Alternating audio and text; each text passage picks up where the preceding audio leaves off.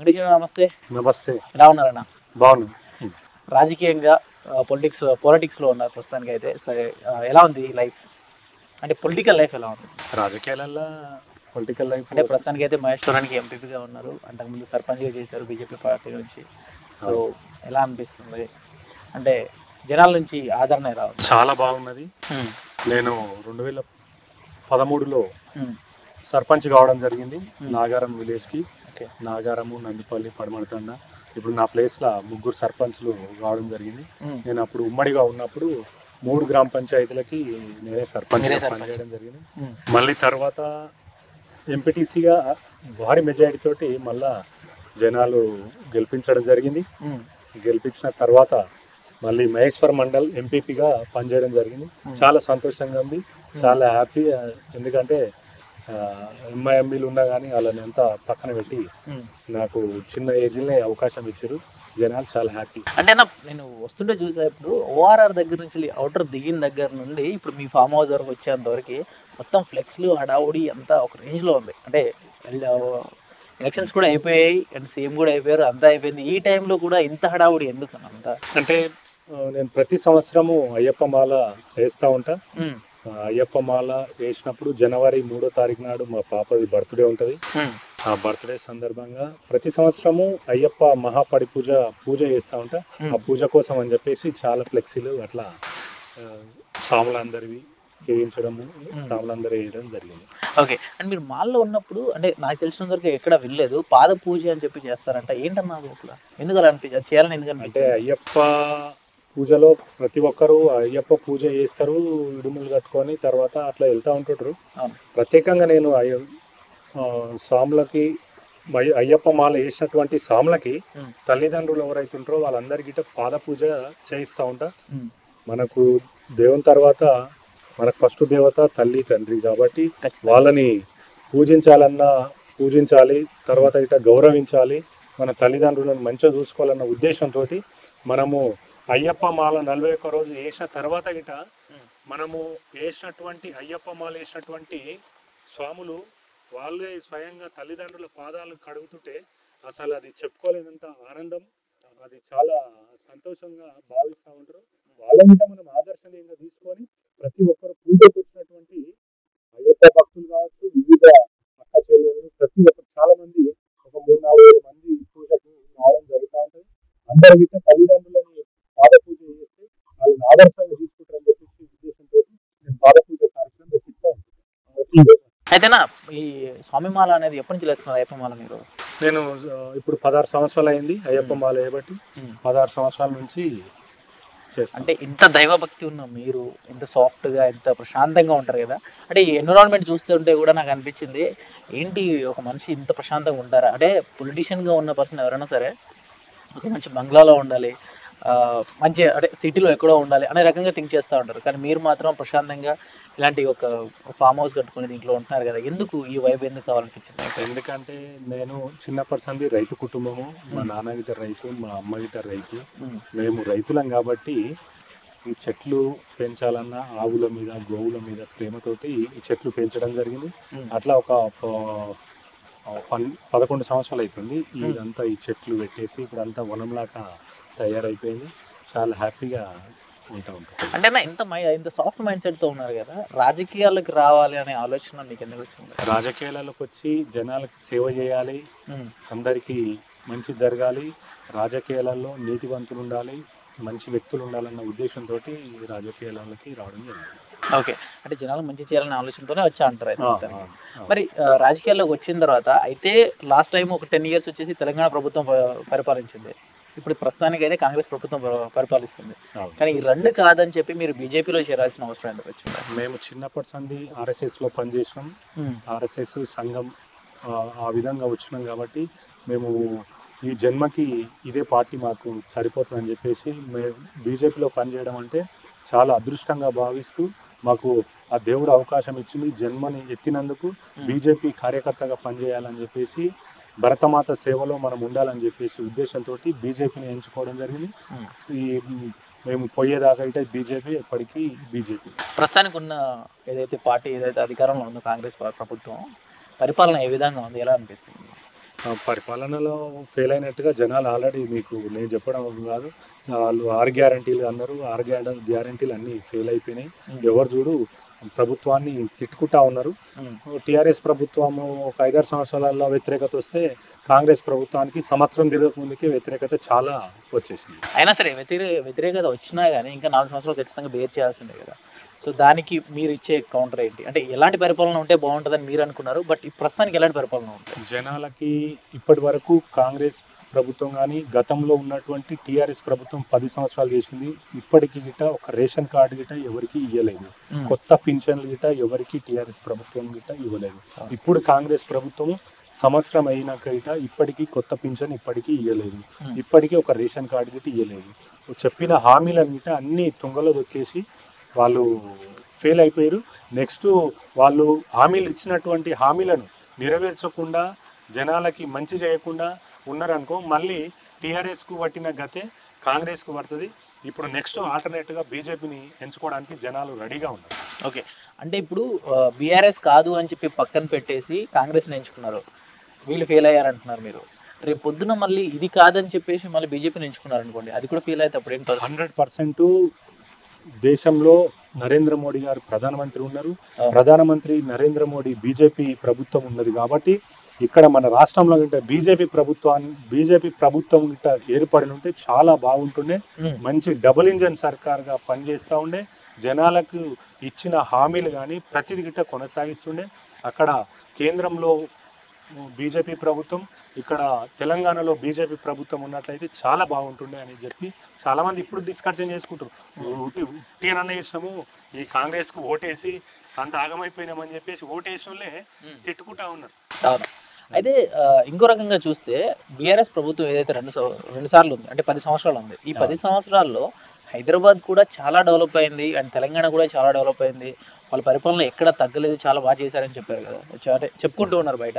మీరు మాత్రం లేదు వాళ్ళు సరిగ్గా చేయలేదు, వీళ్ళు సరిగ్గా చేయట్లేదు అనే రకంగానే మాట్లాడుతున్నారు. మీకు బీఆర్ఎస్ మీద మీ ఒపీనియన్ ఏంటి, అసలు ఎలా అనిపించింది? అంటే హైదరాబాదును డెవలప్ చేశారంటని చెప్పేసి మీరు అంటున్నారు కదా, హైదరాబాదుని కేసీఆర్ ఒకటి డెవలప్ చేయలేదు, ఒక్క సీఎంఏ డెవలప్ చేస్తే హైదరాబాదు ఇప్పుడు ఇన్ని రాష్ట్రాలలో ఒక వెలుగుతూ ఉన్నది.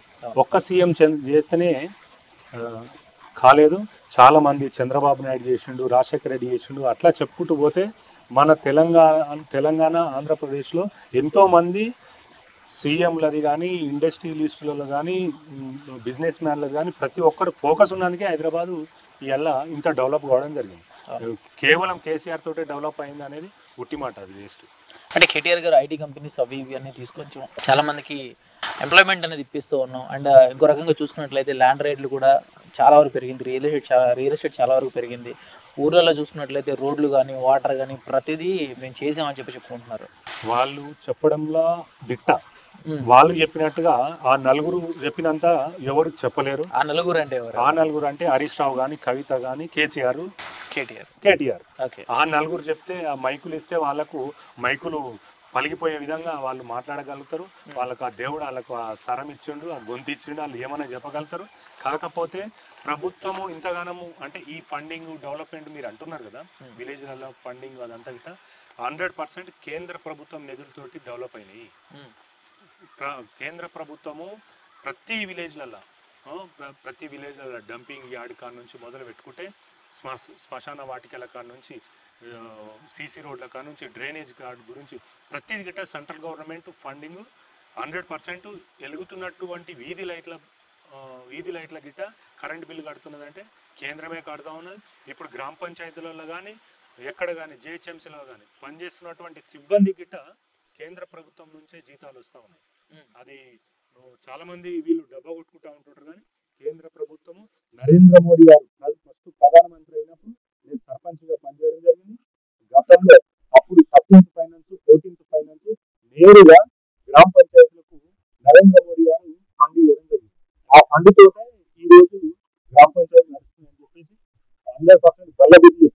అంటే ఇప్పుడు రేవంత్ రెడ్డి గారు ఇచ్చిన హామీలు ఏవైతే ఉన్నాయో, లేడీస్కి 2500 ఇస్తా అన్న విషయం కానీ, లేదు అని అంటే లైక్ గ్యాస్ 500కే వస్తుందని, ఫ్రీ బస్ అని, ఇలాంటివి చాలా చెప్పారు. ఇవన్నీ అవుతాయి అంటారా మీరు? వాళ్ళు చెప్పడంలో అంటే అని చెప్పిన దాంట్లో 1-2 అయితే అయ్యాయి. లేడీస్కి అయితే బస్ ఫ్రీగా ఉంది ప్రస్తుతానికి. అండ్ ఇంకో విషయం ఏంటంటే రైతులకు రుణమాఫీ చేస్తా అని చెప్పారు. అందులో కొంతమందికి బాగానే చేశారు కానీ ఇంకొంతమందికి అవ్వలేదని చెప్పి చాలా మంది ఇప్పుడు చూస్తున్నారు కదా, చాలా మంది తిట్టుకుంటా ఉంటారు. ఇవన్నీ మీరు చెప్పినట్టుగా అయిన ఉంటే మీ వ్యతిరేకత ఎందుకు వస్తుండే? ఇప్పుడు 6 గ్యారంటీలను చూసే కదా వీళ్ళ ఓటేసిరు. అప్పుడు కేసీఆర్ మీద విసుకొచ్చేసే ఈయనకు ఓటేసిరు. ఈయన ఇంకేమన్నా చేస్తాడేమని అసలు ఫెయిల్ అయిపోయింది కదా. అవును, ఇప్పుడు బస్ ఒకటి ఫ్రీ ఫెయిల్ అయిపోయింది కదా. అంటే ఇంకా టైం ఉంది, బట్ ఇప్పటికైతే 13 months 11 నెలలు అయితే అయిపోయింది. బట్ ఇంకా చూడాలి మరి ఏమవుతుంది అనేది. ఏమవుతుంది ఇప్పటికీ ఆల్రెడీ తిట్టుకోవడం మొదలు పెట్టారు. వాళ్ళ దాంట్లో గిట సీఎం మళ్ళా నువ్వా నేను అనే పంచాయతీల కాడికి చూస్తా ఉన్నాను. మొన్న చూసినట్టయితే సీఎం స్టేజ్ మీదకి వస్తుంటే మంత్రులు అందరూ స్టేజ్ మీద కూర్చొని ఉన్నారు. కనీసం సీఎంకు గిట గౌరవం ఇయ్యని మంత్రులు గిట కాంగ్రెస్ లో ఉన్నారు. ఆ స్టేజ్ మీద మనం చూస్తాం, మీరు గిట చూడొచ్చు. సీఎం ఎవరైనా సరే, ఏ పార్టీ అయినా సరే, ఎవరైనా సరే సీఎం కనీసం మర్యాద మన సీఎం కి ఇవ్వాలి. వాళ్ళ మంత్రులే ఈ సీఎం ఏంది అనే ఆ రకంగా ఉన్నారు అని కనిపిస్తుంది కదా అన్న. ఇప్పుడు మీరు ఆంధ్రప్రదేశ్ అండ్ తెలంగాణ ఈ రెండు పాలిటిక్స్ చూసుకున్నట్లయితే ఏది బెస్ట్ అనిపిస్తుంది ప్రస్తుతానికి మీకు? ఆంధ్ర ప్రభుత్వాన్ని చూసుకుంటే ఎన్డీఏ కూటమి రావడం జరిగింది. అక్కడ చంద్రబాబు నాయుడు గారు కానీ, పవన్ కళ్యాణ్ గారు కానీ, చాలా బీజేపీ ప్రభుత్వము, బీజేపీ మంత్రులు కానీ, జనసేన మంత్రులు కానీ, టీడీపీ మంత్రులు కానీ, వాళ్ళందరికీ చాలా అందరూ కలిసి కట్టుగా పనిచేస్తూ ఉన్నారు. చాలా సూపర్ అంటే అని చెప్పేసి అంటా ఉన్నారు. ఇప్పటికే కేంద్రం ఇట మంచి, మొన్న చూసినట్టయితే నరేంద్ర మోడీ గారు పెద్ద ఫండింగ్ చేయడం జరిగింది ఆంధ్రప్రదేశ్ గిట. మనము ఆంధ్రప్రదేశ్ ప్రభుత్వాన్ని, తెలంగాణ ప్రభుత్వాన్ని చూసినట్లయితే గతంలో అక్కడ జగన్మోహన్ రెడ్డి ఉన్నప్పుడు ఆంధ్రప్రదేశ్ ప్రజలు కొట్టుకుంటా ఇబ్బందులు పడతా ఉన్నారు. ఇప్పుడేమో అక్కడ చంద్రబాబు నాయుడు ఎన్డీఏ ప్రభుత్వం రావడంతో వాళ్ళు హ్యాపీగా ఉన్నారు ఆంధ్రప్రదేశ్ ప్రజలంతా. ఇక్కడ తెలంగాణ ప్రజలేమో ఈ కాంగ్రెస్ ప్రభుత్వం వచ్చినందుకు వీళ్ళు ఇక్కడ కొట్టుకోవడం మొదలుపెట్టారు. చాలా అక్కడ ఆంధ్ర ఇప్పుడు మంచిగా అయింది, ఇక్కడ తెలంగాణనేమో ఈ పరిస్థితిలో ఉంది. అంటే ఇప్పుడు మీరు చెప్పేది ఏంటంటే ఒకప్పుడు తెలంగాణ ప్రశాంతంగా ఉండేది, ఆంధ్రప్రదేశ్ ప్రజలు మాత్రం ఏడుస్తూ ఉండేవాళ్ళు. అంటే ఏంట్రా ఈ ప్రభుత్వం అనే రకంగా బాధపడేవాళ్ళు. బట్ ఇప్పుడు మన వాళ్ళు బాధపడుతున్నారు, వాళ్ళు ప్రశాంతంగా ఉంటారు అంటున్నారు మీరు. 100% ఆ విధంగానే ఉన్నది. మన హిందూ దేవాలయాల మీద చూసినట్లయితే చాలా మటుకు దాడులు జరుగుతూ ఉన్నాయి. ఇంతకుముందు జరగకపోయేది, ఇప్పుడు చాలా దాడులు జరుగుతూ ఉన్నాయి. ఎవరు చూసినా కానీ దేవాలయాల మీద దాడులు, హిందువుల మీద దాడులు. ఈ కాంగ్రెస్ ప్రభుత్వం వచ్చినప్పటి సంది మొత్తం గోహత్య కానీ, హిందుత్వం మీద కానీ, హిందూ దేవాలయాల మీద కానీ ఏ విధంగా దాడి జరుగుతూ ఉన్నదో మనం ఆల్రెడీ చూస్తూనే ఉన్నాం. టీఆర్ఎస్ ప్రభుత్వం అంటే టీఆర్ఎస్ ప్రభుత్వం మించింది ఈ కాంగ్రెస్ ప్రభుత్వం. వీళ్ళు ఇంకా చాలా గొడవలు చేస్తూ ఉన్నారు. ఓకే అన్న, ఇప్పుడు అన్ని విషయాలు పక్కన పెట్టేస్తే మీరు సర్పంచ్ అయిన తర్వాత మీ గ్రామానికి కానీ, అంటే మీ కింద ఇంతకుముందు అంటే మీరు చేసినప్పుడు ఒకటే గ్రామం, ఇప్పుడైతే ఒక 4-5 గ్రామాలు అయిపోయాయని చెప్పారు మీరు. సో ఎలా ఉంది అప్పుడు, మీరు ఏం చేశారు, ఇప్పుడు ఎలా ఉంది, ఆ గ్రామాలు ఎలా ఉంది? నాకు 2013లో సర్పంచ్గా నేను చిన్న మహేశ్వర్ మండలంలోనే చిన్న సర్పంచ్గా చిన్న ఏజ్లో గెలవడం జరిగింది. నేను నాగారంలో మంచి ఎవరైనా కానీ ఫండింగ్, సీసీ రోడ్ల ఫండింగ్ వస్తే ఎవరైనా వేస్తారు, డ్రైనేజీ ఫండింగ్ వస్తే ఎవరైనా వేస్తారు, వీధి లైట్లు వస్తే ఎవరైనా ఫిట్టింగ్ చేస్తారు. అట్లా కాకుండా ప్రత్యేకంగా నేను మంచి హనుమాన్ దేవాలయం కట్టియడం జరిగింది నాగారంలో. అలాగే మంచి హనుమాన్ టెంపుల్కు అటుపక్కన ఇటుపక్కన స్థలాన్ని అందరి దాతలతోటి కానీ నేను సొంతంగా కొని గుడికి హ్యాండ్ ఓవర్ చేయడం జరిగింది. అలాగే మా పడమడతాండ విలేజ్ ఉంటుంది, ఆ పడమడతాండలో ఇప్పుడు సపరేట్ గ్రామ పంచాయతీ అయింది. అది అక్కడ ఒక కొండ మీద మంచి దేవాలయం నిర్మించడం జరిగింది. అందరి తండా వాసుల సహకారంతో, అందరి సహకారంతో అతి పెద్ద టెంపుల్ కట్టించడం జరిగింది. అలాగే అక్కడ కానీ నాగారంలో కానీ సీతారాముల కళ్యాణము మొట్టమొదటిగా మా ఊర్లో నేనే స్టార్ట్ చేయడం చాలా నాకు ఆ శ్రీరామచంద్రుడే నాకు అవకాశం ఇచ్చినందుకు హ్యాపీగా ఫీల్ అవుతూ ఉంటాను. ఓకే, అంటే చాలామంది బయట మాట్లాడుకుంటూ ఉంటారు, రాజకీయంగా వెళ్తున్నాడు, రాజకీయంగా ఎదుగుదాం అనుకుంటున్నాడు అంటే డబ్బులు సంపాదించుకోవడానికే, దోచేయడానికి అన్నట్టుగా మాట్లాడుతుంటారు చాలామంది. ఇంకొంతమంది ఏంటంటే వాళ్ళ ఇంటెన్షన్ ఉంటుంది, మనుషులకు మంచి చేయాలి, జనాలకు మంచి చేయాలి, మన ఊరు బాగుపడాలని చాలామంది లీడర్స్ అనుకుంటూ ఉంటారు. అలాంటి వాళ్ళల్లో వన్ ఆఫ్ ది పర్సన్ మిమ్మల్ని నేను చూసా. సో ఏంటి అంటే టెంపుల్స్ కట్టించడం కానీ, లేకపోతే రోడ్లు కానీ, వాళ్ళ కోసం కావాల్సింది ఏదైనా సరే దగ్గరుండి మీ సొంత డబ్బులు ఖర్చు పెట్టుకుని మరి చేయాల్సిన అవసరం ఎందుకు వచ్చింది, అలా ఎందుకు చేయాలనిపించింది మీకు? మనకు అవకాశము ఎప్పుడు రాదు, వచ్చినప్పుడే దాన్ని నిర్వహించుకోవాలి. దాన్ని ఏ విధంగా మనము అరే శబాష్ అనే విధంగా చేసుకోవాలి. నాకు అవకాశం వచ్చింది.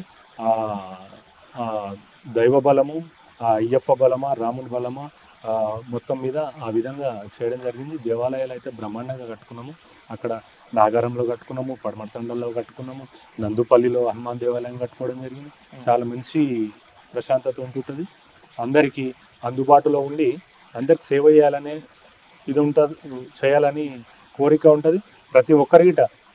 ఊర్లలో చూసినట్టయితే మీకు అందరూ తెలిసిన విషయమే, ఊళ్ళో రకరకాలుగా పంచాయలు రకరకాలుగా అవి ఉంటుంటాయి. మనము జనాలకు మనకు శాతనైతే మాట సాయం చేయాలి, శాతనైతే ఏదో ఏదన్నా ఆపతుంటే ఏదన్నా పెళ్ళి అని అదేమైనా వస్తే ఓ పుస్తమెట్టలో మంచి వచ్చాడు నేను ఇప్పటికిట సేవ చేస్తూ ఉంటాను. కాకపోతే వాళ్ళని పీడించి అలాంటి పనులు మాత్రము మేము చెయ్యము. చేస్తుంటే మళ్ళీ నన్ను ఎంపీపీగా మా ప్రజలు చూడకపోయేది. అంటే ఎలా ఉందన్న ఇప్పుడు ప్రజల దగ్గర నుంచి లైక్ రెస్పాన్స్ ఎలా ఉంటుంది? ఎప్పుడన్నా పెళ్లి వాళ్ళ ఊరికి వెళ్ళినా సరే, ఇప్పుడు మీరు అక్కడ సర్పంచ్ కాదు, ఎంపీపీగా ఉన్నారు ప్రస్తుతానికి, ఏ ఊరికైనా సరే వెళ్ళినప్పుడల్లా వాళ్ళ సమస్యలు కానీ వాళ్ళు చెప్పుకోవడం కానీ ఏ విధంగా ఉంటుంది? రెస్పాన్స్ ఎలా ఉంటుంది? నాకు ఎంపీపీగా చాలా రోజులు అవకాశం లేకుండా చాలా తక్కువ రోజులు అవకాశం ఉండే మధ్యలోనే టీఆర్ఎస్ ఎంపీపీని అవిశ్వాసం పెట్టేసి బీజేపీ ఎంపీపీ కావడం జరిగింది. ఎక్కువ టైం లేకుండే, 4 నెలలు ఉండే. ఇప్పటికైతే చాలా బాగుంది, చాలా మంచిది. నెక్స్ట్ ఫ్యూచర్లో ఏమవుతుంది అనుకుంటున్నారన్న? నెక్స్ట్ ఆలోచనలు ఏమైనా ఉన్నాయా? మా పార్టీ పెద్దవాళ్ళు ఏదైనా చెప్తే దానికి అన్నిటికీ రెడీ. అంటే నా డైరెక్ట్గా నా క్వశ్చన్ నేను ఓపెన్గా అడిగేస్తున్నాను, ఎమ్మెల్యేగా పోటీ చేసే అవకాశం ఏమైనా ఉందా? ఎమ్మెల్యేకి పోటీ చేయడానికి 100% అవకాశాలు ఉన్నాయి. కాకపోతే ఇప్పుడు మా సీనియర్లు ఉన్నారు, ఆల్రెడీ 2-3 సార్లు పోటీ చేసిన వాళ్ళు ఉన్నారు. వాళ్ళు అయిపోయినాక బైఫర్కేషన్ అయితే గిట 100% మా పెద్దవాళ్ళే ఇవ్వడమని చెప్తారు, అప్పుడు 100% పోటీ చేస్తారు. ఓకే, నా ఫామ్ హౌస్ వస్తుంటే చూసానా, అంటే అక్కడ నుంచి గేట్ దగ్గర నుంచి మొదలు పెడితే ఇక్కడ వరకు అన్ని పెంచుతూ ఉన్నారు, పక్షులు కానీ ఐ మీన్ జంతువులు కానీ లేదంటే ఆవులు కానీ అన్నీ ఉన్నాయి. అంటే ఎందుకు పెంచుకోవాలనిపిస్తుంది ఇవన్నీ? అంటే మీరు రైతు కుటుంబం అని చెప్పారు స్టార్టింగ్లో, అది బాగుంది, బట్ గిన్నె కోడి అని అవన్నీ కొంచెం స్పెషల్గా ఉన్నాయి కదా. గిన్నె ఫామ్ హౌస్లో ప్రతి మొక్క పెట్టడం జరిగింది, ప్రతి చెట్టు. నీకు పళ్ళ చెట్లు, అన్ని రకాల పండ్ల చెట్లు, కూరగాయ చెట్లు, నాటుకోళ్ళు ఉంటాయి, చేపలు ఉంటాయి, అరటి పండ్ల చెట్లు ఒక 7-8 రకాల అరటి పండ్లు, ఎర్ర అరటి, పచ్చ అరటి, గ్రీన్ అరటి, కూర అరటి, అలాగే కుంకుమ చెట్టు అని రకరకాలుగా అన్నీ మీకు పెట్టుకోవడం జరిగింది. నాకు ఈ చెట్లు అంటే ఇంట్రెస్ట్. 5 చెట్లతో పాటు ఆవుల నీట కాంక్రీజు, గిర్రు బ్రీడ్ అని, పునుగనూరు ఆవు అని, ఒంగోలు ఆవులని, అట్లా ఆవులను గిట్ట గోసేవ చేయాలన్న ఉద్దేశంతో గోవులను నేను చిన్నప్పుడు గోవులు మేపిన, ఇప్పుడు గిట్ట గోవులను ఇప్పటికిట చూసుకుంటా ఉన్నా, పెంచుకుంటా ఉన్నాను.